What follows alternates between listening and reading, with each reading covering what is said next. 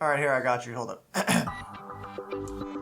Welcome to the second season of Your Favorite Character Sucks, a show where we each argue for our favorite characters in whatever show, movie, book series, or video game we're covering.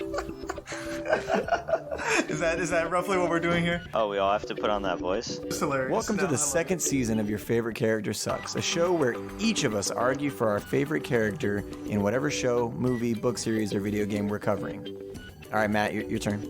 Now, legitimately though, why are we doing this? Because we already do have an intro for season 1. Yeah, well, just do it. Just read it. I'm gonna go for a little different approach here. Who has the best aesthetic and story? Who makes the most sense? And who do we want to hang out with the most? At the end of each episode, we crown one character the best character, who will then go on to compete in our best of the best finale. On today's episode, Full Metal Alchemist. Basically, Brotherhood. But we talk about 03 also.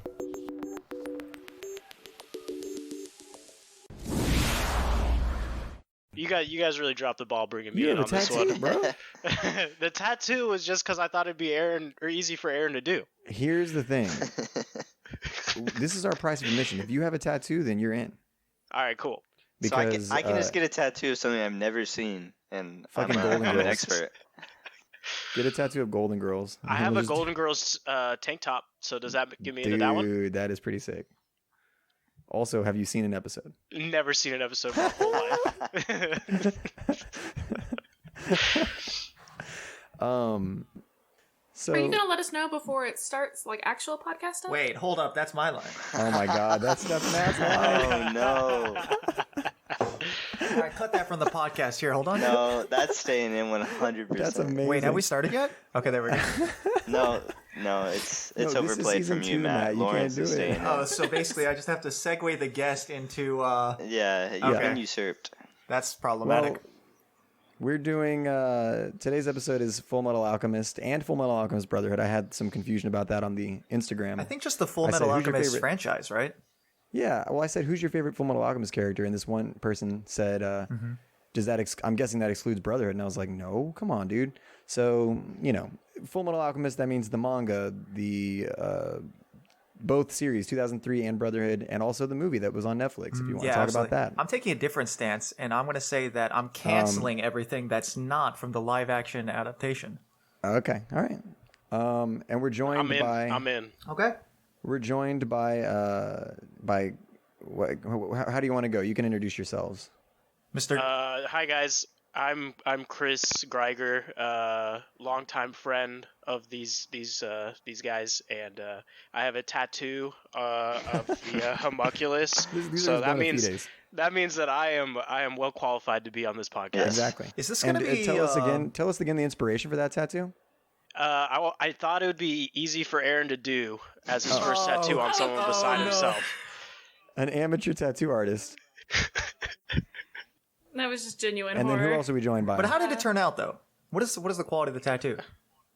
I give it a A-. Oh, okay, good. That's not bad. So I mean, yeah, that's as good as you can ask for. A- is incredible. Pretty good quality. Yeah, no, that's insane. Yeah. All right. And then who else is joining us? And then the other person is me. Hi, I'm Lauren, and I date Matthew. Oh, I don't know if you want to lead in with that one. That's how I'm part of the group. And All that credibility lost. reduces your credibility, unfortunately. yeah, I mean, I put up with a lot of things. I think that speaks a lot sure. towards my character. So And yeah, I just really enjoy Full Metal Alchemist and Brotherhood. tattoos. No tattoos, none at all. okay. None by Aaron. None by. Yeah. If you don't have a tattoo by Aaron, Is that you're missing out. is that like a special designer tattoo line? Tattoos. Yeah, for it's like Aaron. a- I mean, Gucci, there's like- probably only like 3 people in the world. Is Aaron one of those That's people? actually Aaron Rare. himself. Yeah, especially since wait, he it's gonna be like Van Gogh. doesn't do them anymore, right? So that was just a limited edition thing. It was a limited, Oh my a limited, God. a limited print run for sure. So Oh my God! So it's like Van Gogh, like not famous till after he dies, and he only did a few.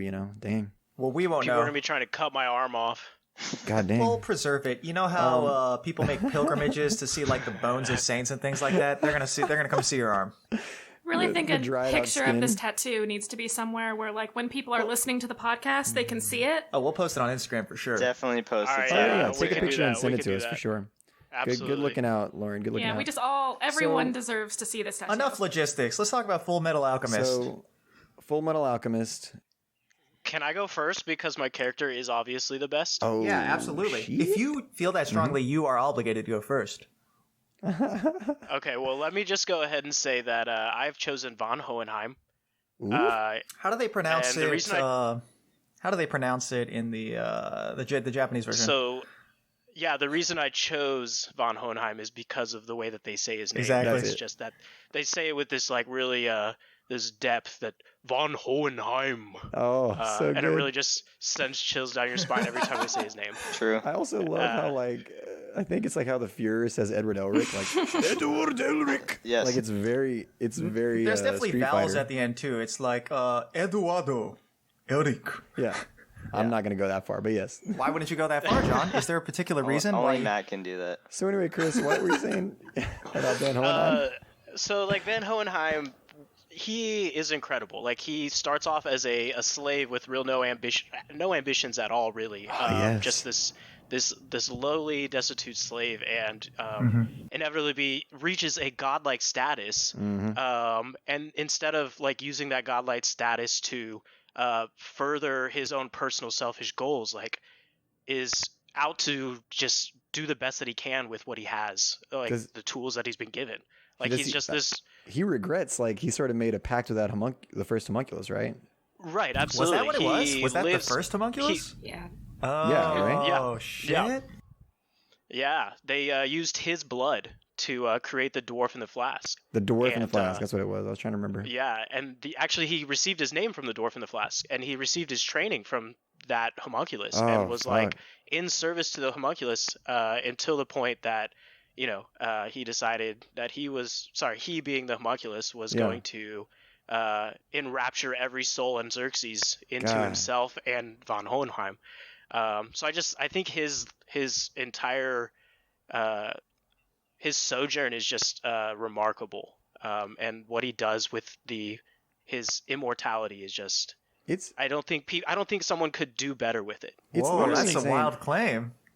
I was thinking that. Well, does he dedicate his entire immortality to like undoing his mistake? Like penance? So Is that what it was? he takes some time to kind of accept who he is, and like understand the people that are within him. Like he takes a lot of time to hear all these voices, and like instead of it being a cacophony, a din of screams crying out from within him, he hears all the voices and understands the Chris people within DMs him. Dungeons and Dragons every once in a while, so that's what that was. We're getting a lot of I've never read a exposition book here. in my life though. Wait, what's the book? But no, he. I kind of lost my train of thought, but essentially, he lives with a lot of regret for what happens and blames himself for a lot. But it's just this true redemption story. Yeah. And yeah, But he he's justly remarkable. blames himself, right? Because it is his fault. Well, inadvertently, it's his fault because they take his Well, he didn't blood. know. I mean, He thought he was. I wouldn't. So you're saying his Well, I'm ignorance not- shields him. He was duped. Yes. He was duped. He was duped for sure. Because he was just a slave. How could he know better? Yeah, he just wanted his freedom. It's so funny because I was thinking about when I was thinking about a character to choose. I'll start mine in a second, but I was like, oh, this character is going to be the best because he's got such an epic story. And then I was like, there are so many characters in this manga that have just amazing stories. There's just a lot of characters, period. All the characters Literally, are great. There's so many But characters. I forgot. I mean, yes, I remembered Van Hohenheim, that he was like ancient and all that stuff. But like, you take for granted just how amazing that story is because there's so many characters with so many amazing stories. It really isn't even the main story. It's just adjacent. It's just developed lore, right? No, absolutely. That's what I'm saying. Yeah, the backstories for some of these characters is cooler than like most. Yeah, because the stories. Yeah. The story It's focuses crazy. on Edward.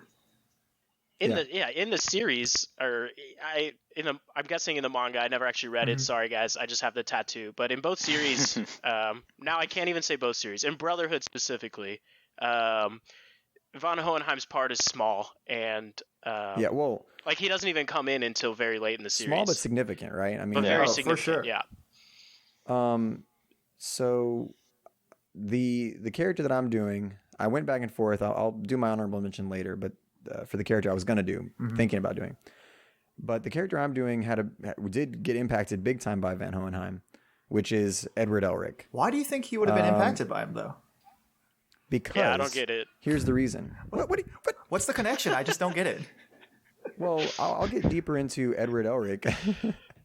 I'll get deeper into Edward Elric later, but I just want to say a few things about him, which is I love him as a character, also as a main character, because he's not your typical manga anime main character. We need to look up the person who created Fullmetal Alchemist, because I do want to mention her name. I was about to say You did a whole video about it, dude. Yeah, and I never mentioned her name in it. I just put it in text on the video. Yeah, if you want to know about Fullmetal Alchemist, what we think about the series, you can go look at John Gets Lit on YouTube, Fullmetal Alchemist episode. No, Shameless the plug. audience. I'm talking to the audience. Anyway. Hey, we assisted, Matt. Did we assist? Yeah, y'all recorded. We set you up were there to cameras. film. Yeah, but we were silent. Is that consent? Hiromu- Is that assenting to that Oh, opinion? we were definitely Hiromu not given a Arakawa. voice, but that's okay. So Hiromu Arakawa does a really good job of making a main character that is not typical of a lot of the manga and anime that I've seen. He's not the strongest. Whoa, He's not. It's a woman, dude. Oh no! What I'm saying, he wasn't that is one an that- Edward. No, he's I thought talking you were still about Edward. I thought you were still talking about. No. She did a good job of creating a main character that's better than others. Wait, so, hang on. Let's talk about the physical fitness of the creator of Fullmetal Alchemist. This is important. Wait, their fitness? like strongest? Yeah. No, I'm not talking about her. I'm talking about Edward. Like How she's strong is she? Compared to other manga writers. What are her strong? lips looking like here? If she were to put in a professional weightlifting situation, what's her snatch? Well, she draws herself as a cow. She draws these little interludes between the issues as her as like a cow riding the Speaking of series. interludes, what about the Full Metal Alchemist Brotherhood in between, when they go to like commercial break? You know what I'm talking about? Oh my god. Full Metal Alchemist. Full Metal Alchemist. Full Metal Alchemist. Full Metal Alchemist. Oh, we're talking about cows, right? Yeah, He's stuck on the cows. Yeah. Yeah. So getting back to Is that what the Edward Elric. fanboys are called? The Brotherhood? I certainly hope so. All right, Lauren's Chris, trying to we contain know her your laughter, by the way. next tattoo. It's munificent. Oh no. These are too good. Stop milking everything you can out of this show. No, really. Oh. It's a dairy thing. See, because I'm Asian, I did the accent. I don't like Turn it. the I don't L like it. You could have said like This is where we dairy stop. think. So I'm Edward hanging Elric. up. Yeah. Edward Elric he succeeds most often, I think, through a few main traits. One, he is intelligent. Well, the Two, main he reason is he's the main character. Whose opening statement is this? Oh, I'm sorry. He's intelligent, he's resilient and adaptive, and I think all of that comes from his upbringing. I mean, he grew up without a father for the most part, but with the influence of his father because of the library he left behind. And also, he's got the genes. But then he also had his mother who allowed him and Al to sort of be pretty free and make mistakes and stuff like that. And that taught Edward and Al resilience and adaptability. You make a mistake, you come back and you try something different and you get better. And I think that through all of that, he succeeds not because he's the strongest, not even because he's the smartest, even though I think intelligence is one of his main attributes. He's not even the most skilled, I think, but because he's resilient and because he works the hardest. He works the hardest. Well, I don't even think he is a hard worker, but there's some manga characters who it's like they succeed through hard work, like Naruto. God, like what's that dude? The guy who knows the martial arts. I can't remember that guy's name. Naruto? One Punch Man. Rock Lee. No, well, yeah, one. No, it's called something greatest martial Yeah. artist. I can't remember what his name is right now. Someone on Instagram or Twitter tell us. Anyway, he is resilient and he adapts, and you see it from the beginning. He makes the biggest mistake of his life, which is trying to resurrect his mother, and he learns from that and really learns to appreciate life and not to take it for granted. And then in the end, he's able to make the decision he makes to give up his alchemy and bring his brother back. And he's only able to make that intelligent decision because he has made so many mistakes and realizes what's truly important. And so that's why I love Edward as not just a main character, but also I think he's the best character in the series. That's how it ends? It ends with him defeating the first homunculus, and then he goes and meets the truth and gives up his alchemy in order to get his brother back. He finally figures out, but I'll get into this later because that's my bigger point about him. What about when he goes to Nazi Germany? That is not my preferred ending to the series. Yeah, but anyway, someone else go. Lauren, would you like to go or shall I? I can go next. That's no problem. Okay, so like John, I had a really hard time picking out which character I wanted to talk about because there are so many strong cast members. There was just so many good ones to pick from, but I also kind of felt like because there was so many characters, it was kind of hard to find someone who had a strong storyline throughout the entire series. But what I landed on was who I think the superior person is, which is General Armstrong. Not Major, but General Armstrong. And I feel that General she... is which one? Oh, she. Okay. Yeah, it's the older sister And you said of, superior because she's blonde-haired, blue-eyed? Is that what you're saying? No. Why would your mind go there? I didn't. You said that. I That wasn't me. said she's superior. And that's because she... Matt, can you confirm whether or not Lauren is wearing a swastika at this moment? Yeah, he's in the kitchen trying to finish up his chicken that he's making. He was here until I needed him to confirm that you were wearing a swastika. Now all of a sudden he's gone. Conveniently missing. That's just rude. Anyway, all right. I'm not even the whitest person in this. Yeah, that's true. It is worth mentioning that most Semestrians have blue eyes. Oh, yes. Well, this series does have a deep connection with World War II type of Germany look and feel. It anyway, does give Lauren. off some of those vibes. King I was trying to talk with that. you know? Wait, I'm back. With What I miss? Matthew. We bashing white people? Well, I was asking if Lauren had a swastika on at the moment. So General Armstrong is one of the few normal people that is featured. She cannot use alchemy. That's true. I mean, she does have the Armstrong strength, but I feel like without her training and dedication, it wouldn't have gotten her to where she is a general leading the North, and her people love her. Yes. Her men and her are so dedicated to each other, and she has that kind of loyalty that I feel like not everyone could have grown. She really cares about her people as well as the different things she believes in. She commands authority.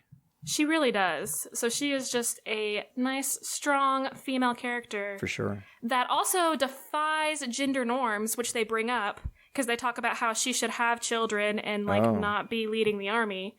But there she is. She's awesome. doing what she wants to be doing. Yeah. And then she can also kick her brother's ass, and he is that huge muscly man, and she just instantly smacks him down. Yeah, no, it's amazing. So she is. We'll go into more reasons further in, but that's just kind of my. She's a lot better than specific Armstrong, I think. Because okay, Brandon, Matt. So Lauren here was talking about the inferior of the Armstrong clan, General Armstrong. Wait. Are you saying she's inferior because she's a woman? I'm saying that she is both a woman and she is inferior compared to her little brother, Major Armstrong. Oh, no. And a lower position in the army, to be sure, but he is an alchemist, and he has all of the traditional alchemical arts that have been passed down the Armstrong clan for generations. But could you say he's only a major because he is an alchemist? I think he's a major because he's an alchemist, right? Because everybody gets granted the rank of major when you're a state alchemist. Yeah, so really his position is not something that he earned for anything other than his alchemy. Well, he earned it, but he had to learn how to do alchemy. It's not like a free thing. But anyway, the best... Or something. He is a really sick character for many reasons. He's definitely a side character for sure, but he is a staple.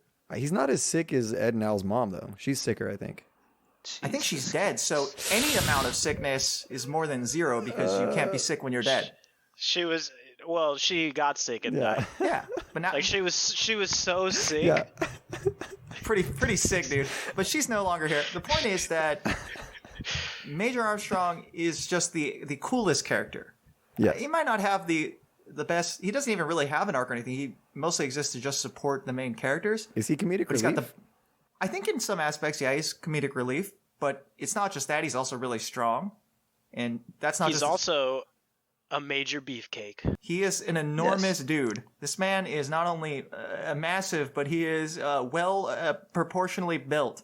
I do love Major Armstrong. I would say he's not proportional. You don't think he's proportional? He is just a huge man. There is basically an upside down Dorito on two wheels. I think he's inspired nerds to hit the gym for their cosplay. You think so? I do love seeing a Major Armstrong cosplay, and I guarantee you the people who dress up like him have been hitting the gym hard for weeks before they go out. You'd have to, because that dude has at least 200 pounds of pure muscle. Yeah, so Major Armstrong just making people healthy.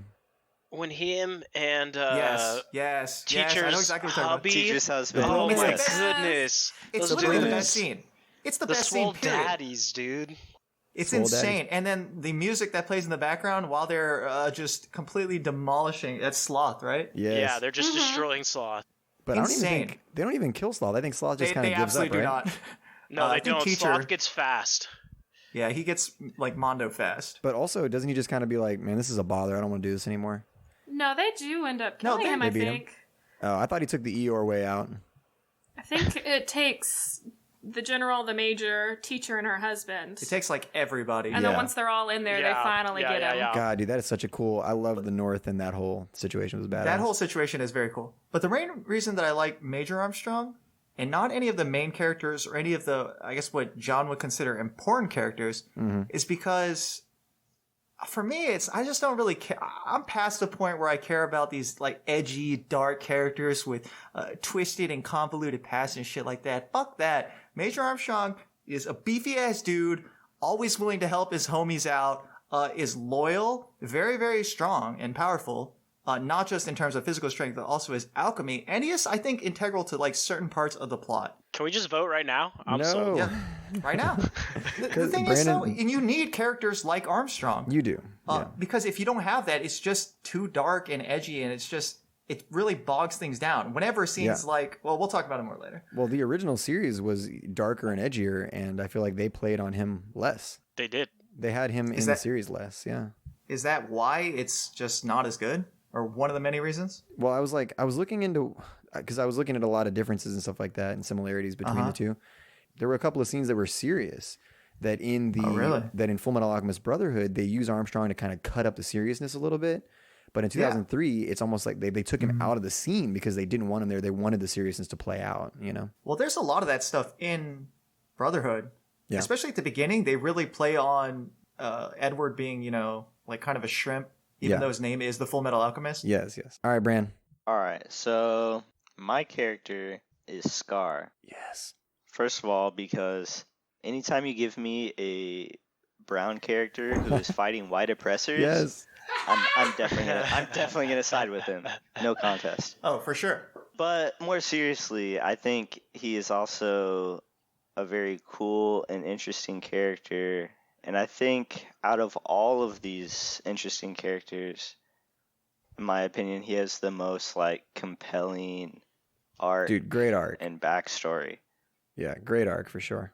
I think he's one of the characters that goes through the most development throughout the series for sure. Yeah, probably second to Whereas- Edward, but yeah. And I do have to well, say, he has they- good arcs in both of the Full Metal Alchemist. Yes, and they're different. So yeah, I'm mostly commenting on Brotherhood. I haven't seen that much of the original. Yeah, and I think what I'll say about the original is that it actually probably would be better for this podcast because it delves into the characters a lot more deeply. However, there are also less characters to choose from because it doesn't introduce the characters from what's the place? The From Eastern Jing. place. Yeah, it doesn't introduce Yeah. the characters from Jing and other places. And also, I kind of respect it. They did the same thing that like Game of Thrones and George R.R. Martin did. Like, she told the anime creators, like, "Hey, do as much as the manga has, and then you guys take it on your own. Like, you do what you want to do, and I'll keep doing my thing." So, it is interesting because I don't know what I like more. I really hate filler, so I mean, I'm glad they didn't do that. They just made their own anime. There's some people who like it more, but I think that they're kind of just like different sides to a coin. The original 03 was incredible for character development, and Bad when I showed my wife Brotherhood, she had never seen 03, and so when what's his name, Maze Hughes, whenever he dies, like that's heart wrenching. 03 connects you to him more. 03, that Lauren was is talking about heart wrenching. this, That is a intense moment for you. He's such a major character in 03. Yeah. Like, I was surprised when I rewatched Brotherhood He's barely after in it. watching 03. He's barely in it. And I was like, man, you don't really understand that emotional connection. Yeah, my wife that didn't understand the it. Elric brothers have to When him. you watch Brotherhood, I still you watch felt Brotherhood- it. I thought it was good. I mean, it was still good, but what it's you not feel as... in not- Brotherhood, it's not I think. as- Go ahead, Chris. No, go ahead.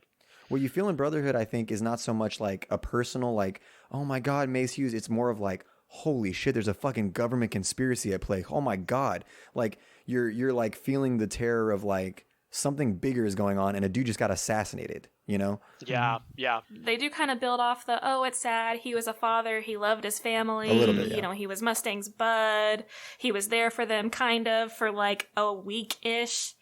But in like the 03 version, man, they really show how he's like built up their lives and been an instrumental part of their journey. And now he's gone. He plays, they play strongly in 03 to the absence of a father in Edward and Al, and Mace Hughes plays a father figure to them, for sure. I mean, and also into Winry. Yes, and they don't really respect a lot of people in the government. Like Ed and Al are really on their own journey, and they kind of see the state alchemy thing as like sort of a way to achieve that. Yeah, it's definitely a means to an end, for sure. Yeah. If you look, you know, they're not very respectful, or like they don't salute, they don't do a lot of the pomp and circumstance. But if you watch, when they're around Mace Hughes, they're very respectful and like they salute him and stuff. Like they actually like him. Yeah. And then, I mean, if we're talking about differences too, are we going to talk about the difference in Shao Tucker and the two series? Because, man.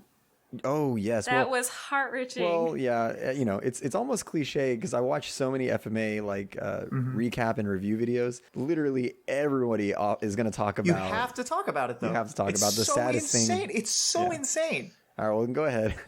No. I mean, that almost, the episode with Shao Tucker in both of them, I think we watched Brotherhood first. I think that was the first one I watched the very first time. I almost stopped watching the anime because that was so sad. It's gut-wrenching, dude. When I rewatch it, typically I skip those episodes in Brotherhood. She's a coward. I don't want to relive them, but for this, I did rewatch them again. Yeah, my heart is still broken. We watched it. Yeah. Well, this is what I was talking about with Edward about. Besides adaptability and stuff like that, he's also an even kill. He's not like too extreme in any way, and this is one of those moments that sort of knocks him back away from just like being fully committed to science, because he gets to know this girl and this dog, and when the science twists them into a monster, I think that really shows Edward like. It's not, I mean, besides, I mean, he also tried to bring his mom back with the science and it didn't work out. But like at that point, it's like, nah, man, science is not worth it. Like as soon as he finds out that the Philosopher's Stone rely on human souls, it's like, nah, man, we're out. We're going to have to find a new way to get your body back. Even though it was the thing that they were driving for the most, which is another thing that I think makes him an interesting character is like how many times in a series, book, movie, television show, anime, whatever, is the main character like looking towards a goal and, you know, gives up on it basically, or completely makes a 180 whenever they find out something like that. Like, I like him because he has a moral compass and a moral code and really sticks to it. Well, isn't that kind of like the cliche? Yeah, that's like the cliche hero's journey. It's like it's like everything. Yeah. Well, it's weird. They go through the hero's journey like multiple times in the series because they go through the hero's journey in their backstory, losing their mom and trying to bring her back and being humbled by that and like all that stuff. Like that's, you know, almost like a little hero's journey there. So yeah, he's mature beyond his years because of that experience. The scene with Shao Tucker also, because at the end of that, Scar comes in and just obliterates puts Nina Tucker out of her misery and kills him. And that, well, yeah, obviously he's there to kill Shao Tucker. He's all about eliminating the state alchemists at this point. But then he also kills Nina more out of pity than anger. Oh, but I'm glad he did. That's when it's kind of revealed that like he is this religious figure that has a disgust of alchemy even though he's using it. And so yeah, he's kind of like the introduction of like the religion versus science. If you're hearing this, then Matt, Bran, and I have already recorded a number of episodes for season 2, and it's been a weird one. Coronavirus has guaranteed that we stay apart and record at home, which might have actually improved the audio quality. But we're still doing just as much work researching and figuring out the best shows to do, and anything that you guys can do to support us is appreciated. You can follow us at YFCS Pod on any of our social media platforms, Instagram, Facebook, Twitter, and you can also become a Patreon subscriber at patreon.com/YFCS Pod. We already have a couple of subscribers who've ordered a couple of episodes. The 2 bonus episodes, Dead to Me and Carol Baskin, our thanks to them. But we've also got a subscriber at $10 a month who has ordered a Stranger Things episode. So come join us on our Patreon where you can help influence the future of the show and where you can help to decide what topics we cover. It's not just shows and movies, it's also books and video games, whatever you want. Shoot, Carol Baskin's a real person. Anyway, that's patreon.com/YFCS pod. All right, we'll get back to the show now. Thank you for listening. Let's talk about the war, because that's really cool. That affects so many characters. And one of the characters that we did not choose that I feel like is a huge fan favorite is most affected by that war, besides Scar, is Roy Mustang. Yeah, I was gonna Mustang, say. yeah. I think Scar's a little more That effective. dude got really Scar's upset. more I'm not gonna affected. lie. But Roy Mustang is haunted by his past, and Yeah, of course. And motivated by it, and you know. I mean, everyone loyal to Mustang is in that same boat. Yeah, they're all haunted by it. Yeah, because I mean, even Major Armstrong, that's part of his story arc, is how he Yes. couldn't follow orders. Mm-hmm. He couldn't do it, and that just wasn't Too part of it. ethical. Yeah. Wow. Who would have thought? Just such a good dude. The thing I like about Scar is, yeah, he is like, there's so many contradictions within him. Like, he hates this war, and so what does he do? He goes and kills people, innocent people who have no involvement in the war. The doctors that are trying to save him. Yeah. Yeah, well, that's a great moment too between him and Winry, like the whole like trying to overcome that. Yeah, that's a major part of his. Yeah, go ahead, his Bran, tell arc. us about it. So he's trying to get revenge, but he's not just randomly killing innocents. He attacks Ed and Alan. They didn't do shit for that Well, war. they're But state they're alchemists, though. Yeah. He's targeting the State Alchemists specifically because they're like the country's secret soldiers. Yes, Is it but even a secret? blaming individuals for the problem of an entity is the same reason that people were getting killed in where he was from. You know what is the place Yeah, called? I'm not saying Ishval? he's justified. Ishval. I'm saying he's not Ishval. killing civilians. Yeah, no, He's he killing is a contradiction, soldiers. is what I'm saying, but that's cool. I mean, he's a guy who wants revenge, and a lot of times those people are not thinking things through. You know? Oh, he But, definitely starts as yes. a terrorist. Yeah, Just a And straight up then terrorist. he kills Winry's parents because he wakes up just in their tent and sees these white people after just having been attacked by them, and he lashes out and kills them. But what's interesting is when he realizes that, and she does, he accepts his fate. He says, "Oh, I know where you're at right now. You probably want revenge, and you have every right to take it. You Yeah. can kill me." And he's gonna let her kill him, but she doesn't. And Yeah. that's when he, I think, sort of sees the light and realizes that vengeance isn't the correct So path. you're telling me that Scar Yeah. needed a white woman to show him the correct ethical path to take? white savior. Yeah, every strong brown man needs a white woman. He's a Sandra God Bullock damn in it. his life. She's a Sandra Bullock. Yeah, that's who's going to play her in the movie. Oh, God. the Jesus Hollywood version, not the Christ. Netflix one. But I was going to say also Edward's relationship with him, because another thing that Edward has that I really like is empathy. And I think, okay, and we can talk about like, oh yes, other main characters have these traits too. But I think that Fullmetal Alchemist does a really good job of showing Ed and Al's backstory and showing why they have built these character traits, right? So Yeah. the reason he believes so strongly in the adherence of equivalent exchange is because he fucking fucked up and paid the ultimate price. And I think the reason that he cares so much about life is because of that. And I think the reason he's so empathetic and he sees humanity in his enemies is because whenever he lost his mom and lost his brother and like all that stuff, he had so many people reach out to him and help him, like the Rock Bells, and then eventually Teacher, supporting him, you know, in a harsher way, but still, you know, helping him grow. Well, yeah, Teacher helped him immensely. I actually considered Teacher a lot.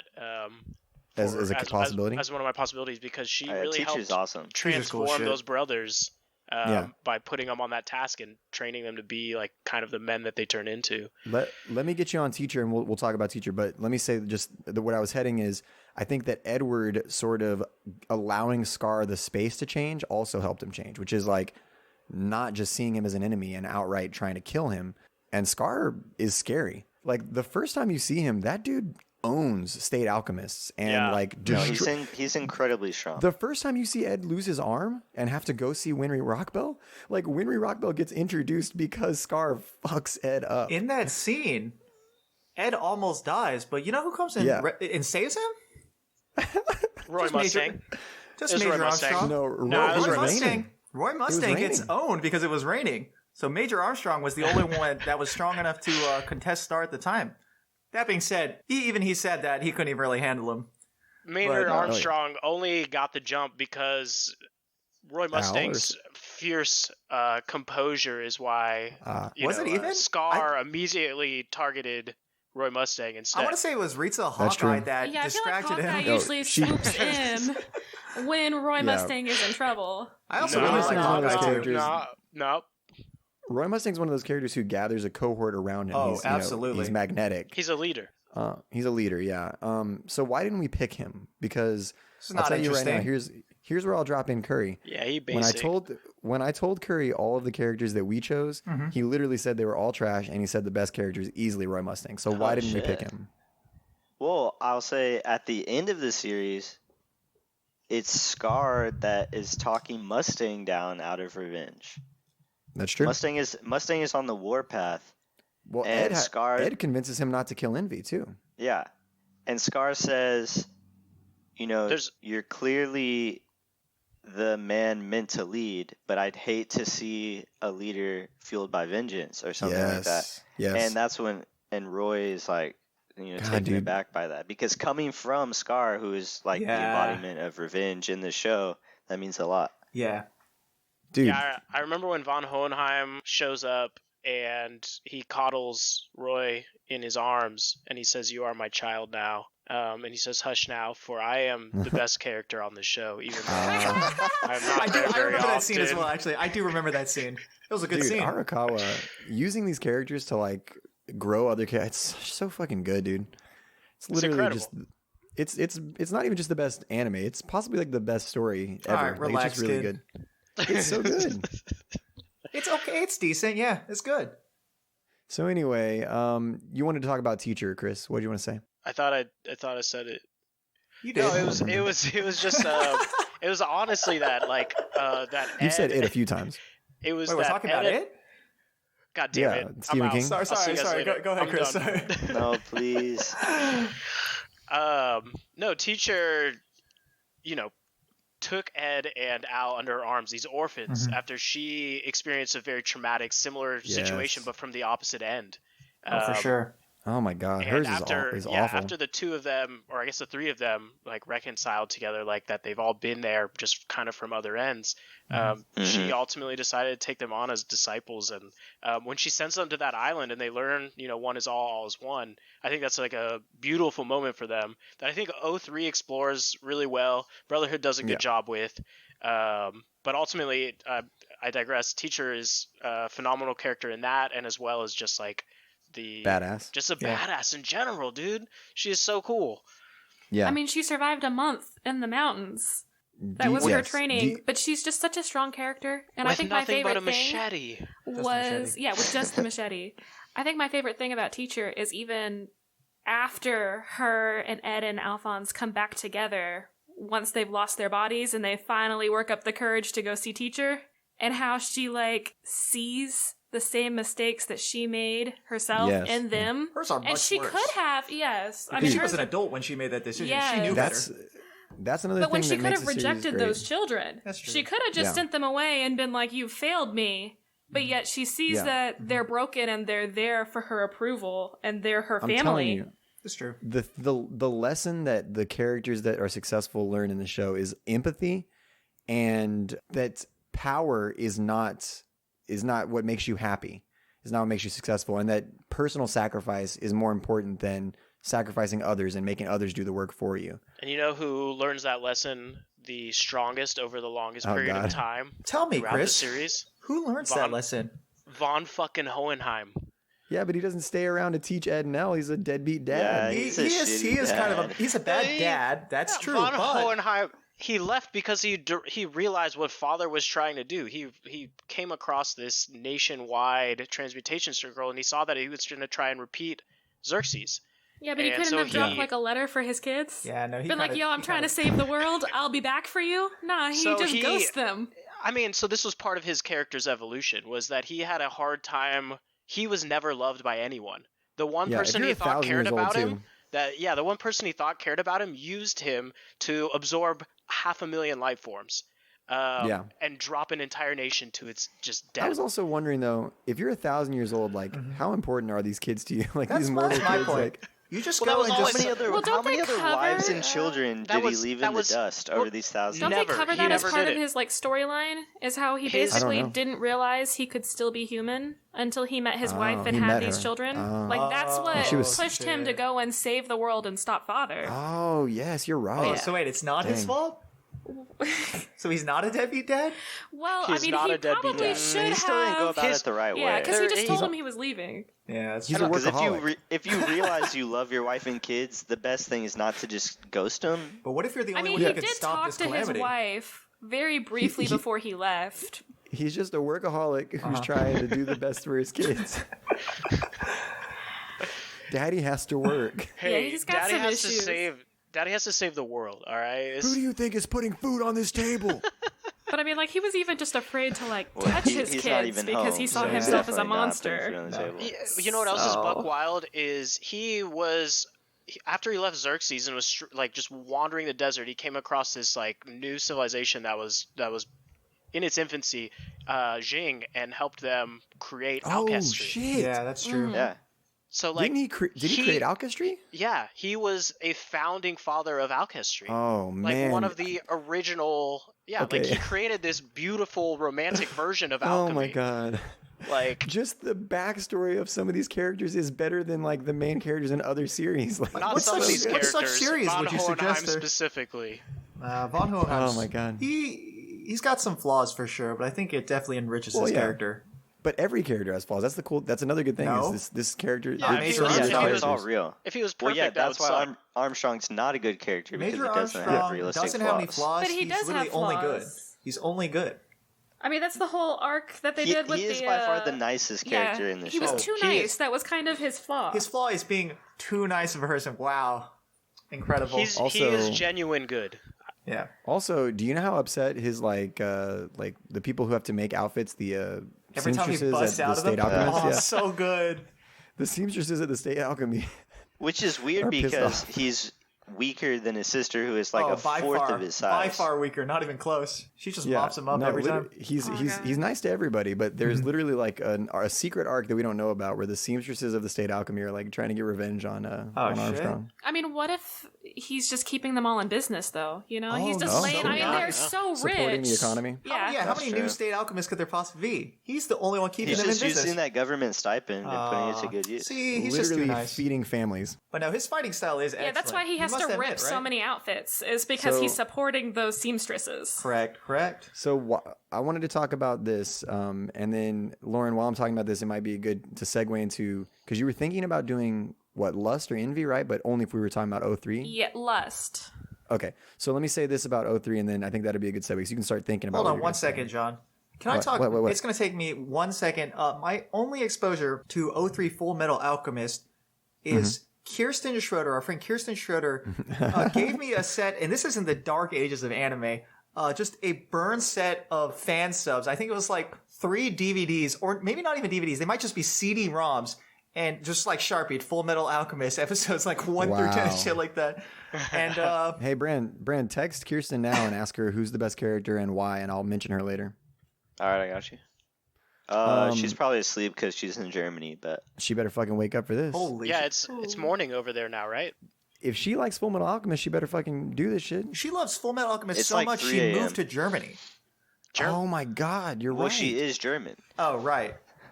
Yeah, she also tried to transmute a human soul, didn't she? No, she absolutely tried to do that and fled from her mistakes. Absolutely. Oh, okay.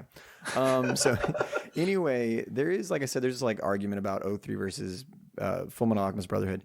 I think Full Metal Alchemist Brotherhood, the only flaw that you can mention, like the only thing, is maybe that it does try to rush a little bit. You know, it goes through pretty quickly. I think But it I don't is- think that's a flaw. I think it assumes that a lot of people that watch Brotherhood Yes. watched 03.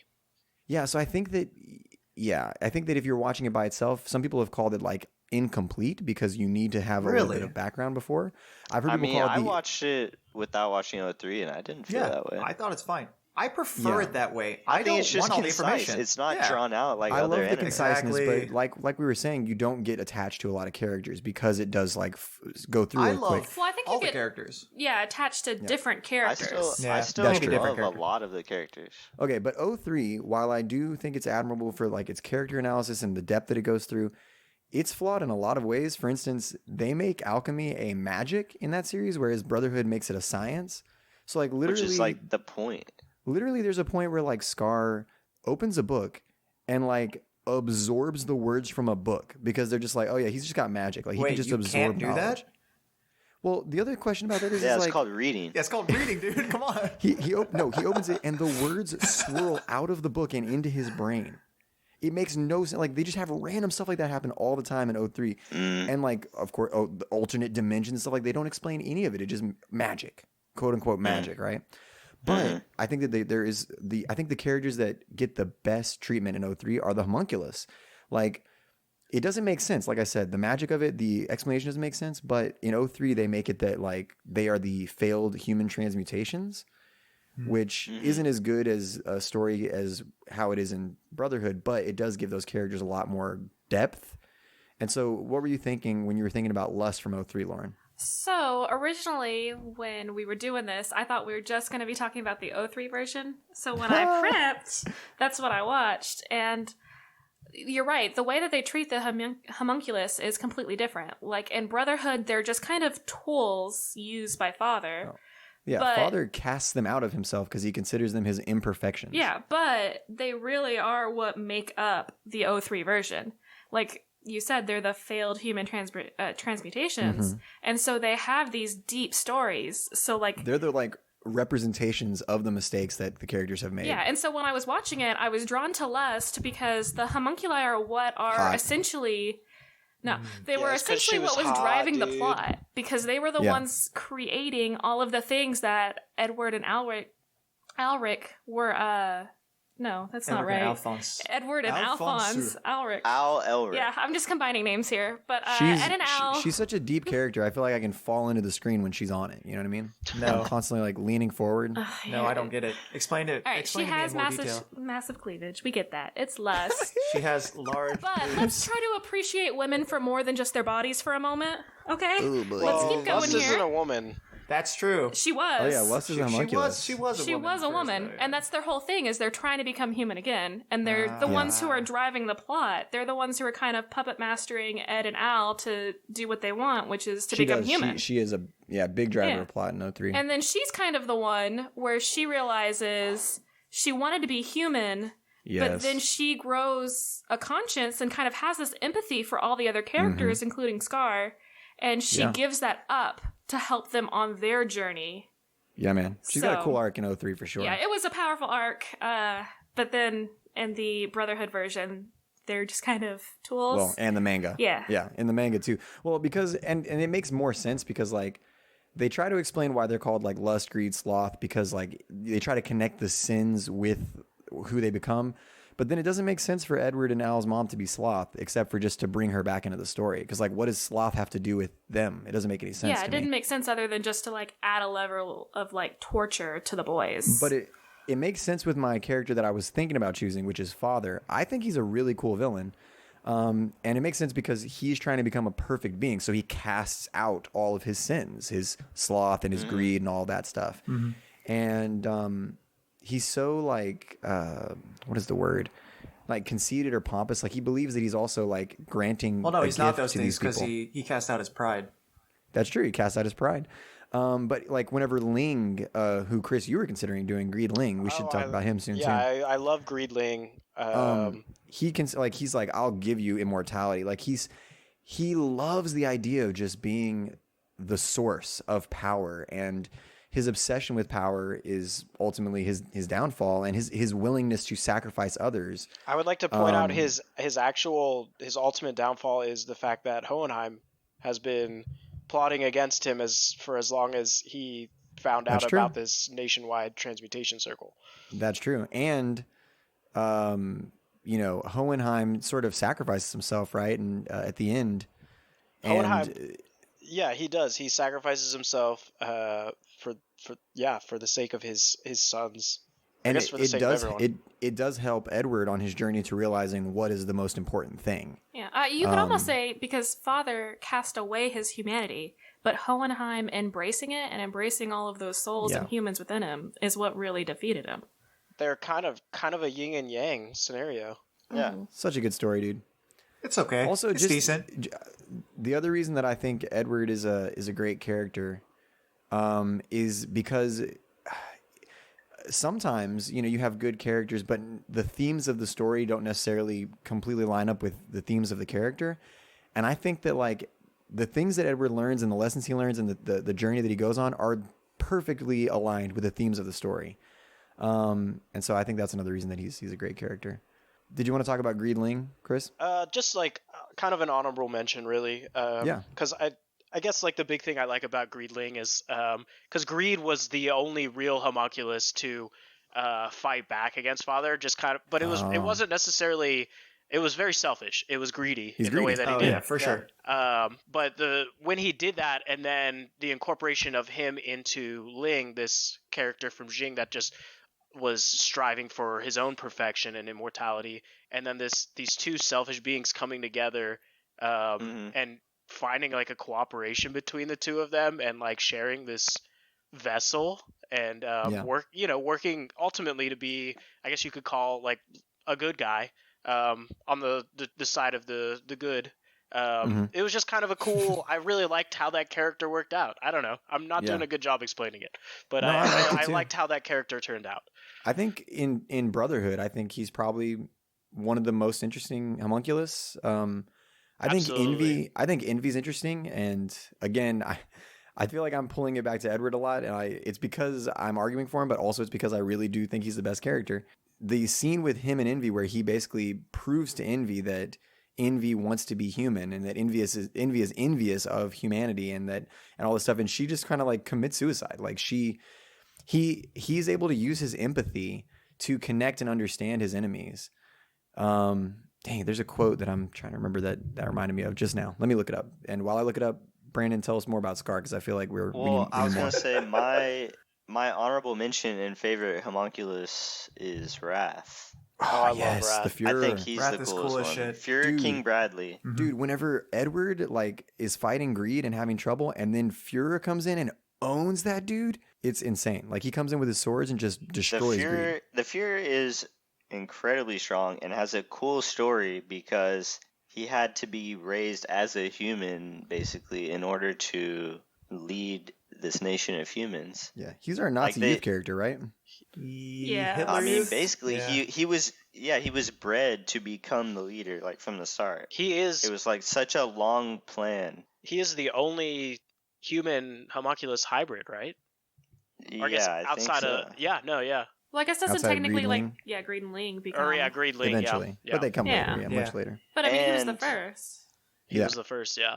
and he's so overpowered. And Very overpowered. yeah, no, he's incredibly strong. But my boy Scar fights him. Yes, such an epic fight, Which dude. the fight is just incredibly So cool. good. It's cool. Because the action in the show is amazing. Oh my and god, both when of he these when they characters have are to strong. when they have to reverse that tank and he's charging that tank. That shit is terrible. It doesn't He's make charging no tank sense. with Oh god, It doesn't that make no scene was sense. crazy. It's so cool, though. But They're can we also scared of give him. prop to my character's troops who are fighting under her orders? Yes. Just they were holding him off the best Oh that my regular God. people could. Yes, and only because she is such a good leader that they're inspired to do so. Because Jesus Christ, I'd fucking run. Absolutely. Yeah, how is it that like who do you have enough respect for to where you're basically like, all right, she said we're not going to open this gate, so because we love our general, let's die. That's true. Like we're She's just going to do inspiring. this. Scar being the one to defeat King Bradley was like the perfect conclusion to his story. Oh, for Yes. sure. Yeah. Because he finally gets the closure he wants by defeating the leader of the nation that Someone to killed his blame. people. Yeah. Who's actually to blame, like not just innocent state Conquering his alchemists. own wrath, you know? Yes. Yeah, exactly. It's God. a bit on the And, nose like, for me, yeah. but it's fine. No, it's perfect, man. It's so Oh, good. literally perfect? There are so many. That's an good, insane like, claim. All right. book Okay, I have a ends. quick question. Matt, Yeah. if this is just okay, what, in your opinion, Seriously. is a good story? What's a good story? Let me think. How about the Bible, the best-selling my God, story You're of a all time? loser. Jesus. Okay, move I'll on. see you guys later. Matt lost his opinion. Look, the numbers don't lie. It's a bestseller. But what is a good story? But the reason why I don't really care about Full Metal Alchemist that much, I mean, it's good, don't get me wrong, but it's just like, it's too many sharp edges. And I think that leaning too much into philosophy and things like that is its own brand of like laziness. But Wait. no, but I think she pokes and prods at each character's moral code multiple times throughout the series and does a good job of exploring them. And even if it does continue to go back to them, she is constantly challenging them and testing them, which I think is amazing. In like what ways? She's constantly challenging Al and Ed to take the easy way out and not sacrifice. Here's my question: But then, is it ever in doubt that Ed and Al are going to do something evil? Do you ever doubt a single time in the entire series? Because I never did. I know they're always going to take the good path. It's not even just about doing evil things. It's also about surprising me by, like, for instance, befriending those Chimera, those two guys that end up being allies, and by like befriending Scar and helping to guide him. Is that surprising though? Do you think that it's surprising? Do you think that I didn't think those Chimeras were going to become good? But that's not about them. We're talking about Al, like Ed and Al. Do you ever expect them to do anything? It's because of their characters. I'm just saying, the way that they are is just unsurprising. Yeah, I mean, I would say that Ed and Al always do good, so that it seems to inspire all those around them to see the good in the situation and then do good. Exactly. Well, they attract people around them, and like I said, you can say that about almost any main character, right? Like, oh, Harry Potter attracts friends, but Harry Potter attracts friends because J.K. Rowling wrote it that way. Well, you could say that about any story. No, but I'm saying that it's forced. I'm saying there's no reason that Harry Potter should have those friends. I mean, he's not really that great. Well, there's a reason. It's because he's the chosen one. The reason that Ed has those friends is because he's so consistent with his moral code and with the things that he believes, and he's so consistent with his empathy. People see that, and in a world where they don't know who to trust, they trust Ed and Al to do the right thing and be reliable. And so the reason that he has so many people around him willing to help him is because of his character. It's not because the author forced it. No, I think it's symptomatic of just being a main character. You could tell me that, Roy a Mustang attracts people because of all those things. Okay, but I mean, we could talk but you're about even disregarding what I just Scar said. Main characters do that. people. Main characters do that, but good main characters there's an explanation and a reason why they do that. You know who attracts me? Tell me. Those right muscles on Major Armstrong. Major Armstrong, absolutely. Whenever he uses his alchemy, it's just rocks of his face just flying through the air and shit like that. Amazing. Definitely makes you question your sexuality. Perfectly sculpted muscles, perfectly sculpted alchemy. I enjoy this subtle strength of General It's literally, Armstrong. if we're talking about perfect, she doesn't have to show off. She's just strong. Yeah, even her little hair swoop thing is more subtle than the rest of the Armstrongs. Yeah, exactly. She doesn't need to be showy about it. Oh, no, I thought you said, never mind. I'm getting confused. I thought you said Major Armstrong, subtle strength. Yeah, I thought she was making a really good joke about Major Armstrong's subtle strength. Because she's not subtle. Oh, no, I was talking about General Armstrong. No, General Armstrong she has a look that will terrify you, yeah. But I mean, also, just touching back, it is interesting to see how in this anime, these main characters have all drawn a strong, like, core group of support people with them who they are able to have, like, see the good in them and then which is almost, like, form a loyalty very quickly in which they would sacrifice themselves. Like, May nearly dies several times just to help save Scar. Yes. And Brandon, then you want to talk about Scar and May? It's just an interesting, unlikely pairing for sure. But also, May is very loyal to Al. Alphonse, yeah, absolutely. And we haven't really talked much about Al, which I find interesting. Well, that's not loyalty. Al. She just loves him. Al is, completely innocent, right? I mean, I honestly like Al more than Ed. I feel like he is the moral compass of the duo. I feel like Ed is more hot-headed, and Al's always there to kind of like keep the peace. Even though he's the one that's gone through more shit, except for that like one time when he breaks. I think when they're in the hospital. Yeah. Like throughout the series, he is more composed because he has to be like his brother's support. True. And he has just this like while Ed is on this mission to save his brother's body, Al is literally the person whose humanity is just fading every day because he loses, he can't taste, he can't feel. So that's just this hardship that he endures so well because he doesn't really vocalize it all that often, other than the one time that Brandon was referring to. Again, another reason that Edward is a main character that's better than other main characters is like, what are Harry Potter's goals? Like Goku's goals, like all these characters' goals, Naruto, like jokingly wants to become Hokage. But then you have Ed who like fucked up immensely and ruined his brother's life and is doing anything he can to get it back. Like that is a really cool story. And I think makes him a very interesting character versus like, yeah, Harry Potter. It's like, you're the chosen one. Like, okay, cool. Well, there's a lot of chosen Great. one stories. I don't think that's exclusive to Harry Potter. Ed is not even the chosen one though. Like he's No, he is literally they're one of not the chosen trying- ones. He's one of the 5 chosen ones. he's one of the 5 But it was- needed for this ritual. He was one of the chosen ones because of the mistake he made, though, because he attempted human transmutation. Right. It wasn't that he was just like of the lineage or He's born. had the lightning Yeah. bolt on his face. But he It's does not have the because, lineage his mom also. loved him. I mean, he does because he's he is the offspring of von Hohenheim. Of Hohenheim. Who, Yeah. I wish you guys would really consider for the vote at the end of this. Von Because Hohenheim. I'm taking haven't- it under consideration. if you haven't Yeah. been like Wikipediaing him while you're not listening to John rant about Edward, I'm not ranting. I'm making good points. Well, also theoretically, Well, you can't be the one saying they're good listeners will points. know We who have to he be the ones saying they're good points. All right. Last point I'll make about him, and then we'll do some more honorable mentions, or y'all can talk more about your characters. So the quote Well, there is that a it comes lot to from. talk about Ed because he is the main character. He reminded me. It reminded me of a quote from Ender's Game, which, by the way, fuck Orson Scott Card. I just got to say that, but Why? Why are we fucking that guy? fuck Orson Scott Card. He's an asshole. He's very outspoken, like anti-homosexual, like all kinds of stuff like that. So I don't like him. Torrent Ender's Game, the movie and the book. Well, downloaded illegally. let's not don't fight pay fire this with guy. fire here. Yeah, I don't think that two Don't pay wrongs this make a guy, right. But I think that Ender's Game is phenomenal. And one of the things that is said in Ender's Game, I'll read the quote real quick. It reminded me of Ed. It says, "In the moment when I truly understand my enemy, understand him well enough to defeat him, then in that very moment I also love him." And I feel like I said, the empathy that Ed has, that happens to him a lot, where like he learns to understand envy and he learns to understand Scar and he learns to understand these chimeras. And because of that, he's able to, he could defeat them, but instead of that, he uses it to try to turn them and help them and make them an ally. And I think Father's a great character too, because he's the opposite. He is pushing people away and he treats people with such, like they're nothing to him that they turn against him. Greed, his own creation, fights to bring him down in the end, you know? So I will say, though, it does feel like Ed isn't always doing these things for the goodness of his heart. Like, he straight up wanted to kill Scar, but recognized that they needed him going forward. So he wasn't going to take that revenge, even though he says it I mean, Ed himself. doesn't kill, He's like, though. I definitely want to murder you.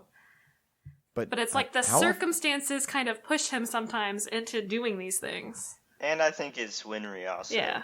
Yeah. So I feel like Winry that's helps, not but- always just like the goodness of himself. But Ed doesn't take life, really. I mean, he considers it precious. I mean, how many times does he kill in the series? I think maybe just the end when he defeats the homunculus and his mom. Well, no, he didn't kill his mom, but his brother, I guess. I am going to say that it is like a daytime anime, so there's just not that much killing that is not from like the villains, right? wait, hang Except for on. what they... It's a manga. The Ishvalian War was Yeah, an there's extermination a lot of an of entire killing. race Yeah, of but that's people, not- and it they was don't done show by that. Roy Mustang, Scar murders several people. Sure, but when Scar is before- murdering Major people, he's a villain, right? Armstrong. Yeah, but Oh, when, you're saying the heroes aren't killing people. What I'm saying is heroes don't kill people, and they always like adhere to that. Roy Mustang burning Lust. Lust is not a person. Okay, come. I mean, it's still very brutal. so we can talk Yeah, and about I her think- boobies then. And I think the show doesn't. The show is avoiding, the idea of, good heroes and bad villains, because you have these people who have done terrible things in the State Alchemist who are now trying to save the day. Roy Mustang participated in a genocide. Correct. Yeah. He probably has a very high body count. That dude is... Scar is killing innocent people because of the crimes of the past. Major Yeah, and then- Armstrong In a very brutal also, way. It was also part of that extermination Yeah. process. Like this happy-go-lucky buff guy that Yeah. Matt likes to act like he's just good comic relief and is entertaining, actually exterminated an entire race of people. Well, no, but he didn't But he participate. didn't, though. That's the thing. Is he didn't That's do why that. he's disgraced. Oh, fuck, yeah, you're Yeah. right. But did he stop it? But did he stop did it? not Yeah, stop a it. bystander. Sure, Bystanders Yeah. are just as bad. He just sat in silence. You're telling while me this- that one man should have stood up the entire government? Yes, Oh, interesting. Jesus, in your favorite book, Jesus. That's how a Whoa, revolution I didn't say it was starts. my favorite book. I said it's the best Oh, book. all right. In the best story, according to Matt Sin, Yeah, the best story of all main time. character That's one stands story up of and many dies stories. for his. Wait, why Well, do you to think bring Jesus things is the main back- character of the Bible? To bring it back to General Okay. Armstrong, she straight up does kill an evil person because she kills She the other does. general. Yeah. She just straight She up encases whacks him in cement. Yeah. Literally just shoots him in the head, It's right? badass. Yeah, just straight Yeah. up ices She his does Just what because must she be done. recognizes, that he's useless now. She knows what the plan is, and she knows that she can't use him any further. So She does, in fact, ice people. yeah, she multiple just times. straight up, she just knows she's gonna do what's best for her and her men and No, for she'll the country. kill a bitch for sure. Yeah, No hesitation. Dude, she's hard. She's Are there, rock She are hard. is there any? hardcore. Are there any bad characters? I feel like Gluttony doesn't really do much except just Eat I stuff. like listen and I like the concept of gluttony and how he's a Yeah. failed door of truth. Like that's actually really cool. But outside of that, whatever. I did He like just the eats bonds they things. created between him and Lust in the I agree. 03 version. And even Even they in did it a Brotherhood. little bit here, but it kind of, I feel like they didn't develop their relationship enough to explain why he was so upset that Lust was gone. the reason he eats Envy and Al and Ed is because he's pissed about Lust being Yeah. killed. Yeah. Because he just wants that revenge. Oh shit, dude! When Envy like becomes that creature that is like all of the people that she, oh man, that's insane. Such a good part. Yeah. It is horrifying. So, any other characters that are just not really that great? I mean, I'm trying to think. I don't know. Pride, I think they're all Pride's pretty kind of. good. I always just hated Pride. The kid, Oh, Yeah, Pride's like- cool. He just he's pissed me off. fine. Yeah, he's kind of OP. But He's kind of a prideful jerk. Oh. I did like. Well, okay, before we were recording, I think this was last night, y'all were talking about how you think Mustang is too OP. Oh, he is. Mustang. Okay, So Mustang. does that make him a bad character? We'll go over it again. Mustang has an instant cast at range, no cooldown, fucking nuke. Like he is insanely powerful, and yeah, all he has to do is have an umbrella if it's raining, and he's still good. Yeah, I feel like the this dude version is insane. didn't handicap him as much as the 03 version. Because I felt like in 03, they would constantly make it rain or have his gloves Right. be cut. So they couldn't Right. let him get too powerful. But I feel like in Nah, this man. version in Brotherhood, he could really is a just beast. go I mean, off. he does get pretty fucked up a couple times. Yeah. though. Just a And, few like, times, though. I would say typically Like when he's roasting Lust, like he's on the verge of death. Oh, yeah. Yeah. And he just, like, how do you just, like, burn yourself and then you're like, I'm good. I'm gonna keep going. But also imagine just being that close to death and still just continuously just destroying this what homunculus. had him on the ropes? Why was he on the ropes? She had stabbed him. He's just fighting the Oh. homunculus. Just fighting. yeah. He was, like, bleeding okay. out until he cauterized his own skin. I mean, doesn't he like come in whenever there's all those like weird white creature things? He just burns them all. Like just they're all dead. Yeah, the little Yeah. zombie So, dudes that are made from so it also Philosopher's has a Stone. chain effect. It also had like a chain effect. Like this dude has, if he was in any video game, this dude would be nerfed. Like he's so strong. There's a reason only one person has this technique because Yeah. it's way too And strong. it's because Riza Hawkeye's father gave Yeah. it to Yeah. him. Oh shit! And Yeah. besides that power, he also has the power of friendship because Correct. he's got so many people He's got a under lot him. of he's got a lot of lackeys, dude. This man's got a lot of okay, lackeys. yeah, He's you're got gonna meat be shields. you're gonna be loyal to the guy with the most powerful technique. He's got meat shields. You're gonna tell this guy no? He's just gonna roast you where you stand. Yeah, I do feel like that's my issue with this anime is that there are too many overpower characters. Like, I do feel like they find a way to kind of balance it, but how is Yeah. it that he can just instant flames? It doesn't tire It's- him out. It it's- doesn't anything. It's insane. It's the Because law of equivalent exchange, The you know? equivalent exchange, yeah. Fire is Yeah. so easily created, I guess. But he's the Yeah, only one that he never, ex- like, really struggles as much as the other alchemists. Because he just Yeah, literally his just past snaps his haunts him. finger. Oh, boo. He's Hey, haunted by his Curry. past. Yeah. Hey, It Curry, doesn't ever affect him. why does it not affect him? Where are you at, Curry? Curry. Imagine Wait, if Curry we didn't get were in Curry? here. Wait, I thought Curry I was thought on he the was cast. in here. Oh, I it's thought he was fucked in up. here the whole time. It's fucked up that I didn't Bro. get Curry. God dang it. So his guy that's under him gets paralyzed, and then what does he? How does he lose Who's- his eyes? I'm trying to remember all that He stuff. gives I up can't the, remember. Oh. well, when he opens the door, or when They he's force forced. him to open the Yeah, door. Wrath Oh. forces him to because open they the need door. a fifth person. Yeah, him and Pride. That's kind of force it. not as good. Yeah, and then that's what Well, he gives up. And no, what I don't like, him going blind is kind of cool. I do think that's cool. Yeah. But then Going blind the is fact rad. that they use a philosopher's stone to cure it at No, the it's end. lame as shit. I think that's Yeah, whack. that- They very should have whack. just left him blind. It is whack, but here's the deal. I think that there is some juxtaposition going on because you do have different philosophies at play. Like Roy Mustang does not feel the same way as Ed now, And Ed, in the end, does not seek to get his alchemy back. And what's really cool about it is, instead of, like I said, power is not the answer.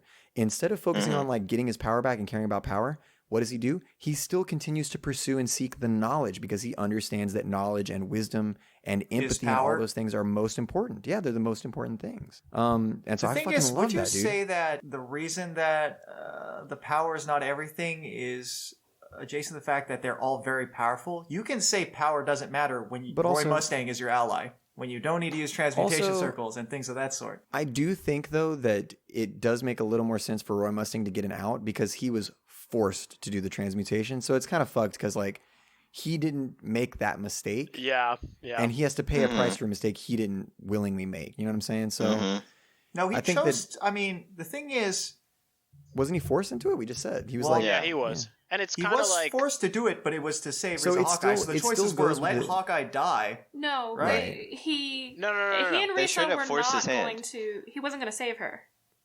That she understood that she didn't want that. So then, Father's like, okay, if you're not going to do it, I'm just going to make you do it. Yeah, wasn't it Rad? Literally Rad stabbed him, like pinned him down. And then Pride uses his little creepy arms and holds him down, because that's what makes Pride weak.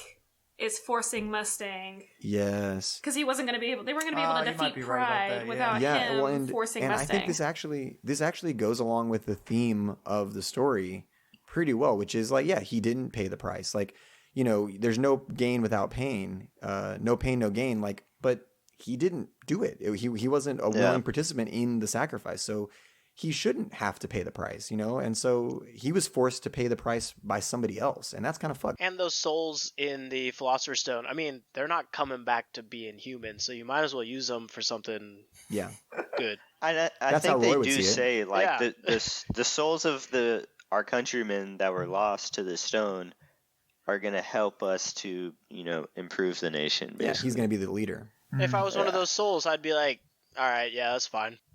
Yeah, but Ed and Al don't see it that way. Ed and Al are like, we are not using those souls to help us. Yeah, to them it's just a complete taboo. I also love how when you pay the price, you learn the truth. I mean, it's also ironic how what they take from you is really the strongest qualities that you have. Like, that's why Roy Mustang lost his eyes, was because he had a sight for the future. Yeah. And Ed lost the leg that he stands on. Because, is the best character of Full Metal Alchemist just fucking Arakawa, the writer and creator? She's just the best character. It's Alphonse, because what we were just talking about was, like, you lose your best traits, and he lost everything, so he is the best character. He truly was the best. Oh, crap, that's true. I got you. That makes sense, damn. That's a strong argument. You literally can't argue with that logic. It's impossible. If everyone doesn't vote Al, you're fake. Yeah, you're actually just a poser. We'll be right back to pick the best character of Fullmetal Alchemist, but first, I'm excited to tell you that we've got a new book by none other than millennia-old author Van Hohenheim. It's called Van Hohenheim's Parental Exchange. Here's what the author himself has to say about his brand new book on parenting. I think the true mark of a successful parent is a successful child. Hi, I'm Van Hohenheim, and I have two of the most successful kids in all of Amestris. I think that makes me more than qualified to talk about parenting.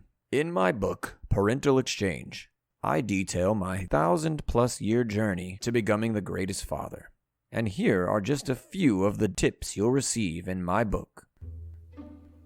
Before becoming a parent, practice taking care of something else. I, for one, created an entire civilization, as well as alchemy. After dabbling in that for a few hundred years, I decided that it might be time for me to settle down and pass on my DNA.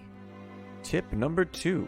Find a partner with a good head on their shoulders. This will be important for the next tip, which is a good segue to the next tip. Tip number 3. Abandon your kids and partner. Now, this is a bit tricky. You have to convince your partner that you're going off to save the world. But once you've done that, they're more than happy to raise the little rascals all on their own. Which brings us to the last tip that I'll preview here. And that is, leave behind a library. If you want your kids to grow up to be engineers, leave them a bunch of engineering books. If you want them to grow up to be lawyers, leave them a bunch of books on law. Kids will do anything to fill the void of your absence. And if you've left them with the right mother who will only speak of you kindly, then that means they'll try to live up to your legacy. You see, I wanted my 2 boys to grow up to be world-famous alchemists. So I left them a whole library chock full of alchemistry books, both mundane and taboo. You've got to let kids make their own mistakes. That's part of growing up, and I know what you're going to say. Vaughn, whatever your name is, isn't it wrong to abandon your children? And I might agree with you, except that the results speak for themselves. While I was off vacation, finding a way to save the world, my 2 boys grew into 2 of the most successful alchemists in history, and they ended up saving us all from my old pal, the first homunculus. So, if you want to raise your rascals up to be world-famous whatevers, buy a copy of my book, Parental Exchange by von Hohenheim. All right, folks, let's get back to the show so we can figure out who that best character is. What are our characters' best moments? I think Ed's best moment, like I said, is the sacrifice at the end, realizing what's important, sacrificing his power, and bringing back his brother by sacrificing the thing that he used the most and was the best at. Get rid of that to save my brother, and I think that's my favorite moment from Ed. I think Hohenheim's kind of coincides with that, and it's that sacrifice of himself in order to catalyze that situation. So, like, especially when he hasn't been around, and it's like now he's going to be a father. He's going to be that father that he couldn't be, that he didn't understand how to be. He could have been. He's like, I couldn't be the father. Like, no, dude, you could have hung around. He's like, no, I couldn't have. It's literally I impossible. finally get the chance. Yeah.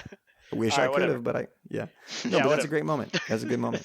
I struggle to pick just that defining moment for General Armstrong, but I'm going to say it's probably when they are in the Capitol and they're fighting those mannequins and fighting Sloth. And she convinces all of the Capitol soldiers that, hey, this is not the time to fight amongst ourselves. Yeah. We need to work together so that we can save everybody in the Capitol from these zombie things. She did what Jon Snow couldn't do. Yeah. She's also, Sloth is fucking terrifying too. Yeah, and she's taken Sloth head on while also trying to help save these other men from those mannequins. And this was after she infiltrated the enemy. Yeah. I also do love the moment where they're like giving her shit like you should have babies and stuff like that. And I think she just fucking straight up smacks Major Armstrong, like knocks him off his feet. That dude gets beat up a lot. Yeah, I want to say that like she... Not by many people, but certainly by his sister. Can we just take a moment though, that whole scene with the Armstrong family? Like where they're fighting it out for the mansion? Yeah. And the family is just him out of like, there. okay, let's go on. Right? That's the best out. Like Armstrong moment. That's insane. It's like they're like, yes, let them fight out, but they know that she's gonna win, so they're just following her instructions anyway. Correct. Yeah. Well, like, all right, good luck, Alex. Love you guys. What is Major Armstrong's best moment, Matt? His best moment is where him and Teacher's husband have the insane bro moment. They clasp arms and they just team up to. That scene is, I think, like I said, my favorite and most memorable scene from the entire series. Because it doesn't really have to do with the overall, themes or plots or motifs. It's just them just kicking ass, you know? Yeah. It's true. And doing it in the most manly way possible. It's just, everything about that scene is so manly. Scar? He has a lot of awesome fights, like the one I said against Wrath, which is really good. But I think the most, important story-wise is sort of his turning point with Winry on his path to revenge. Yeah, so when he accepts his fate and thinks that she's going to kill him, and she chooses to spare his life. And I think that's just a very important character moment and lesson. It's a beautiful moment.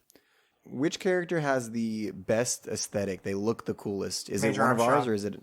It's literally Major Armstrong. I don't think it's Major Armstrong. It literally is him. He says it in the series. It doesn't matter what he says. You can't declare yourself.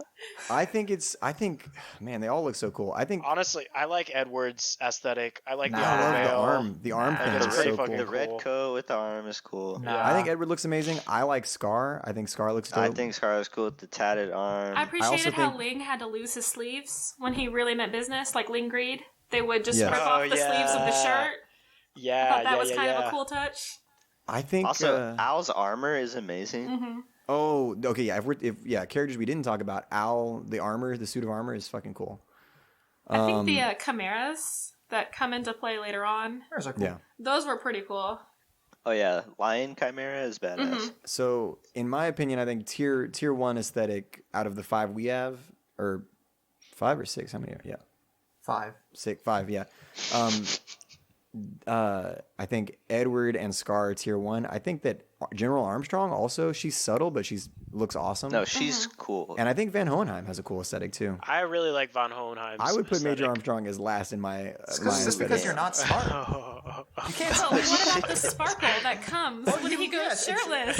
When he goes I think shirtless, it's hilarious. a nice little a sparkle true in his nice- eye. It's that's that boyish, aesthetically impish pleasing. nature. Yeah. John, Excellent. you dumb. All right, well, who's got the best aesthetic then? What do we say? It's definitely Major Armstrong. I'm gonna actually have to go outside of our group. I think Teacher's look. Just the fact that she's just wearing like flip flops. Oh, Teacher does look Just cool. chill lady. Just Yeah, she's a with simple housewife. She is, All right, in but fact, a of our simple housewife. five, who do we say? Let's vote. Who's got the best aesthetic? I'm going Edward. Armstrong for sure. Major Armstrong. I'm also gonna have to go Major Armstrong. He's just sick. Dang, Wait, so do I fucking gotta collusion break over it down there. Yes. here? I'm gonna go Ed. I think Scar. I'm split between Scar and Ed, but yeah. So I think the State Alchemist like uniform is actually really cool, It's okay. Yeah, it's like a military uniform, right? but Armstrong's always taking his off. So He's not even taking it off. He's just busting out of it. Busting out it with was his it was a enormous muscles. tie. It was a tie between Ed and Armstrong on the aesthetics. So And he does let's keep talk the about pants on. It's just the upper part that gets ripped off. It's very Hulk-esque. three-dimensional is kind of pointless because I feel like all these characters have good depth. Yeah. I mean, the Armstrongs not as much, but That's because they don't get as much screen time.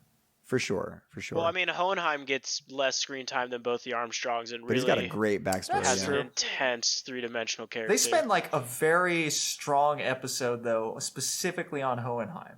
So maybe That's true. I think if you actually do count the screen time, Hohenheim might be maybe not than General Armstrong. Yeah, I feel like General Armstrong She gets a out good of this amount of group play. has probably the least amount of Yeah. screen time. But I do feel like the time that she has, they don't really develop her backstory. Right. But you really do get to see her character. I mean, how many people could infiltrate the enemy? And there's other lore stuff like Yeah. talking about Yeah. how Fort Briggs or whatever. I mean, she's like the wall of the north. Correct. She's constantly fending off the Russians to the north or whatever they are.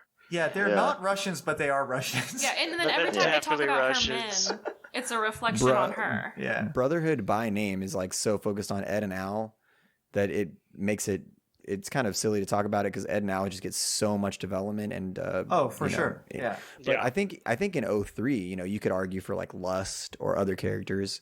Scar is a pretty complex dude too. I mean, like I said, it's hard to do this one because there's a lot of really great complex Scar characters. changes the most. Yeah. That's what I'm saying. Yeah, I don't that's think what Ed, I arcs. think Ed doesn't he even has change. the most compelling arc. Yeah, no, Well, for Ed sure. has gone through his change. He's already gone through it before the story starts. That's the What was reason. his Well, change? no, but I feel like he continues His change to was believing change. that believing that science and alchemy can solve all of his problems. But they do. And then no, they don't. He gives them up in the end to solve his problem. But what if he didn't have alchemy? Do you think he could have done any things he did? All right. I'm just That's I'm not the asking. I mean, it's not the point for you, but what I'm saying is, whenever Well, for you Ed, say you it's don't need it's power, the same. only people who have power say that you don't need power. Yeah, That's it's a place of privilege. yeah, I exactly. think the situation is similar for Ed and Scar. Actually, they both start to Scar does from the beginning, and Ed starts to view alchemy as like this evil thing, Yeah. but they realize it is a necessary tool to do good, and so they use it sort of begrudgingly almost. But once he gives it up, he can live his life. He I think doesn't it show like in the future he has like a family and stuff with I Winry thought he and just like pieces Well, at the end of the show. he and Winry And have then a eventually- thing, Yeah. but they definitely go and explore.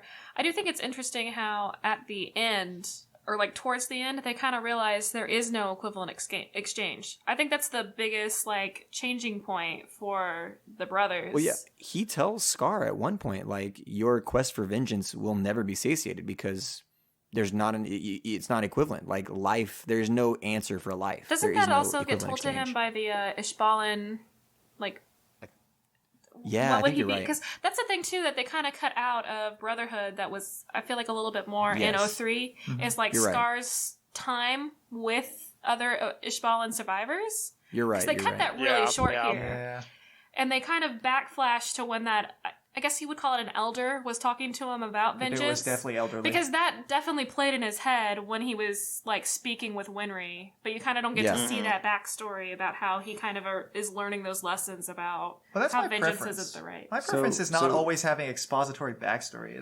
That shit just bogs down the anime. It's boring most of the time. You just show it through their actions and stuff like that. Like the Armstrongs don't get an arc, really. But out of the characters that do have an arc, which one has the best arc? Is it Edward, is it Scar, or is it Hohenheim? I would say Scar. Like I like Scar's arc on the the face, most. he literally starts as a terrorist. Just a terrorist, but then he becomes... I like Scar's arc. I feel like Scar's arc is really good, but I do like Hohenheim's. I feel like his isn't even really an arc. Hohenheim's backstory is amazing. Yeah, I just enjoy watching the backstory. It's incomprehensible because the scope of living 1,000 years is just insane. Yeah, exactly. Yeah. It's extreme. Yeah, as far as a character arc goes, it's like it takes 1,000 years for Hohenheim's arc to actually come to fruition, whereas Scar has to deal with everything that he is experiencing in the course of like 2 years, 3 years, something along those lines. Yeah. So it's I'll give it to Scar on that I'd give one it to for Scar. sure. There are comedic elements. I would say that, I mean, the character that gives us the most breaks from the seriousness would be, out of ours, is Armstrong, right? Ed is involved in a lot of it too. Sure. They continuously roast that man for being short. And he's not even that short. That's the thing. He's like average size because he's still a kid, right? Or you can't be the Full Metal Alchemist. It's got to be Al. Yeah, exactly. Yeah. And then they say that short man over there. I'm in the like, middle army, okay, how many times do I have to see Yeah, that joke happened a lot. It happens Or so much. older brother. Like, no, you got to be the younger one. Or like they're always telling him to drink milk. Yeah. Yes. But yeah, Armstrong makes us. No, Armstrong definitely breaks up a lot of the. He breaks up the seriousness. He's just a lighthearted, good dude. Yeah, he doesn't have to deal with the weight of all this stuff because he is just. It can be daunting. I feel like even when he gives like a deep, meaningful like interaction, it's still nice and light. Yeah, of course. Yeah, because he does sprinkle in some like nice moments for Ed and Al that really help them on their journey, but it's still. I get sick of suffering. Like The Walking Dead, I had to stop watching because I was like, oh, God dang, man, is there ever going to be a light? That's what I'm saying. There... You can't be all edges, sharp edges. There's got to be some happiness and some lighthearted stuff like that. Some curvy muscles. Some curvy muscles. That too. That tapers into a strong, hard V. Which character is the most well-oiled? Well, it's Al, because if he wasn't well-oiled, the armor wouldn't be very... Exactly. He's got I don't know, but like, have you seen Major Armstrong without his shirt on? Like, he's very shiny at all points. That is a true. shiny boy. He's so shiny that he sparkles when he smiles. It's insane. Okay, social media will be short because I think only one person commented on it. Okay, so the solitary person to comment on our YFCS pod, Andre Markovin on Instagram, he said May. It's uncontestable because you literally cannot contest it. I mean, and I think she's a good character. She's not my favorite Asian on the show. Not even Asians close on the show. They're from Jing. There's 4. I think May's a really good character, but her entire like alchemistry background wouldn't even exist if Hohenheim didn't roll through there and make it happen. He created a civilization. That dude's fucking crazy. Well, also, I would argue that if Hohenheim didn't fuck up, then they wouldn't have to do all this convoluted nonsense in the first place. The show wouldn't even exist if Hohenheim didn't exist. Get out of here. If Earth wasn't created, then none of this would exist. Yeah. Matt Campbell from the Watchmen episode, aka Sexy Matt, or is it Sexier Matt? Sexy Matt. AKA Sexy Matt. He said, all the way around, Mustang is the best alchemist. Strongest alchemist, handled 2 homunculus on his own, damn near plotted the entire uprising. So he's on Curry's side here. That's his 2 cents, yeah. That's fair. All right, well, I guess it's Roy Mustang then. Good night, guys. Definitely a strong character. Yeah, like I said, I don't really care for him, but I can see how people might like him. Also, just sticking with the theme of the anime, I mean, we say strong, but like, no, like these aren't like rippling muscles except for Major Armstrong. Like most of these people are strong because of their abilities. Major Armstrong physically is the strongest one. And why are you strong? Because you have the knowledge of his That's not true. That's actually not true. The most physically... No. In physical, appearance, in pure Alex physical Armstrong strength. kicks his ass. No, Alex is Major Armstrong. Correct. Alex. Oh, wait. General I'm mixing Armstrong. up. Sorry, I meant to say General Armstrong. Yeah. No, definitely more combat prowess, but not stronger. No, she's a just follow-up. physically stronger. Is she? I don't think so. She just whoops him Also, when they she battle beats for that the shit. mansion. But that's a fight. That's different. Who would Teacher's bench- husband is also equally Yeah, no, that strong. dude might Teacher's actually husband's be got the equally dad strong. bod. Oh my gosh, teacher's And husband that is dude has a insane. pot belly. The bear build is basically just strongman build. Yeah, so it's up for contention, but he's not a part of the list. So out of these 5 people, physically the strongest. Matt followed up with Roy Mustang is also level-headed the entire show, which I don't know about that. I feel No, like he No, he literally just loses it. He roasts. gets overcome several by times. anger a couple of times. And when he does, it it's just says- catastrophic. Oh, for it his says opponents. until he figures out who killed his best friend and had to stop himself from becoming a villain. Okay. Yes. And then he says second best character is Edward Elric. That's Debatable. biased because he's your Yeah. little brother. That can't be. Yeah, that can't honestly. be right. That can't be I didn't right. tell him to say that. Well, you know what? I will- Actually, just I paid agree him. I will with him. post a screenshot Edward of this Elric- on the Instagram. You think Ed is the best? Second No, best? I'm gonna say No. Edward Alec is not the best, but he's up there. Well, we should vote because we are almost to 2 hours of recording, which is insane. Yeah. I Just don't know how keep I'm in going to edit this, mind- but That Armstrong has unlimited muscles. okay. He says it himself, so I'm just saying, take that into consideration. No, what is the saying? It's like The quote is so hundredfold hundredfold bravery, hundredfold muscles. or thousandfold muscles. Yes. More muscles than bravery. Just I enjoy Yes. Well, of course. before each time he did alchemy, it was just enjoy my artful style. Enjoy my Yeah. artful style, passed down through the Armstrong yeah. clan generation. So good. Just every single time, and then it was just his face. It's just his face just careening through the dust and smoke that he's creating. Amazing. But my yes. Okay, so the vote. All right, y'all ready for a 3, 2, 1? Yeah, it's easy. Yeah. You should know by now. Wait, how does it work? I'm brand new. 3, easy, we 2, go like 1, this, and then yeah. we choose our character. And then you just say say your who you're character's voting name, for. and then we have to ask what everyone said because we didn't hear. Because we obviously Yeah, can't hear. yeah. It's a science. Yeah.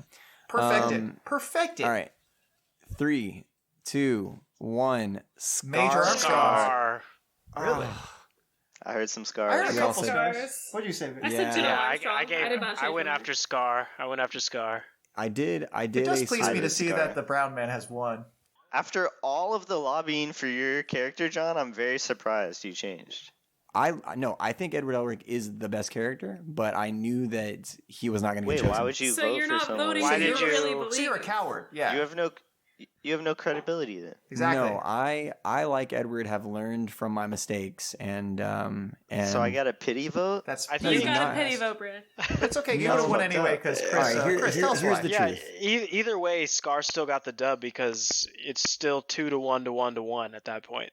That's Yeah. true. Yeah, I But would rank also- Scar as my second. So Scar is a I close think- second for me as well. I think. Yeah, that's what I was gonna say. Is like I think that Edward and Scar are like neck and neck, so I don't feel bad about picking Scar. Like I don't begrudge you. I think that Scar, you could say he's the best character, and we just did. He is the best character. But no, we Yeah, have it's already been proven that established. is the case. But let's talk about who's tied for the second best characters, which is the Armstrong clan. Definitely Von Hohenheim. It's the Armstrong clan. No, Hohenheim didn't get a Well, We vote. didn't pick I- them, Chris. We didn't pick them in the end. That's Matt's always his argument is that they didn't make it into the now, top. Brand, go 3. ahead.